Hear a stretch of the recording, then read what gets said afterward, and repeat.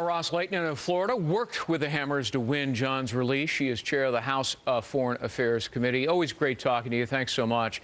Look, John Hammer's parents said that the State Department was really not lifting a finger to help. In fact, they were very discouraging about it. And then the White House, when asked just a few days ago, seemed utterly oblivious, really didn't know anything about it, and clearly wasn't doing anything. You would think the commander-in-chief would go to bat for a Marine who fought in 2 recent wars. I mean, what was going on here? Why wasn't our government helping? It was bewildering. The parents tried to do it low-key. They couldn't get the case resolved. They came to me and our 2 wonderful U.S. senators. And thanks to Fox, thanks to O'Reilly, Sean Hannity, Greta, all of you were so helpful. All the press helped, but you guys really came to bat. And that's why I don't really understand or believe that during a White House press briefing that the White House spokesperson said, "Oh, I don't know about the case." Baloney. Everybody had known about the case, and we had been bringing that up. Right. But this is a family of strong Christian faith, and so for them, as we celebrate the birth of Christ tonight, what a more meaningful present than God delivering their son to them tonight. Look, we want to talk to you about a couple of subjects here, and that one thankfully turned out well. Let's turn now to Benghazi, because you are very involved in this. An independent investigation, I know you've read it, produced this blistering report into what they refer to as systemic failures in the very department that's headed by Hillary Clinton. And apparently, the State Department, you read through this report, they were utterly clueless about the threats and the dangers in Libya.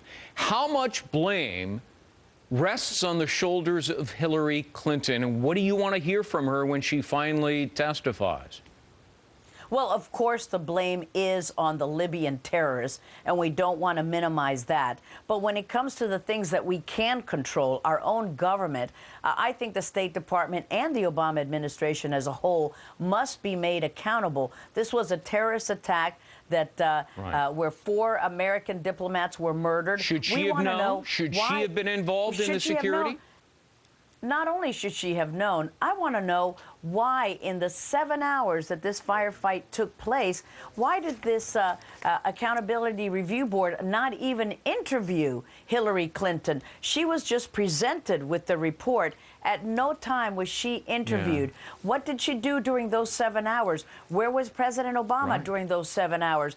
In a fundraiser in Las Vegas? Why weren't they trying to do something, scramble a jet so that the terrorists would know U.S. is there? And we looked into this. An F-18 at Mach can get there in a half an hour from our nearest base that is in Italy. Now, our sources tell Fox News, that 3 requests were made by those people who were under fire and lost their lives for help, for a rescue, for something.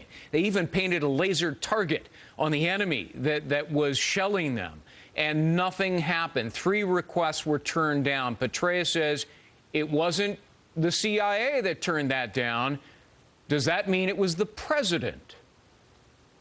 We want to find out, and only by having Secretary Clinton appear before our committee sometime before mid-January will we be able to know what did she know and when did she know it. Was she given a real-time intelligence? And remember that the intelligence reports were coming even before 9/11 to say this is a soft target, this is easy pickings, there are extremist elements all around this consulate. Why were those security requests denied? And then on that day, for 7 hours, we couldn't even scramble 1 jet to show support.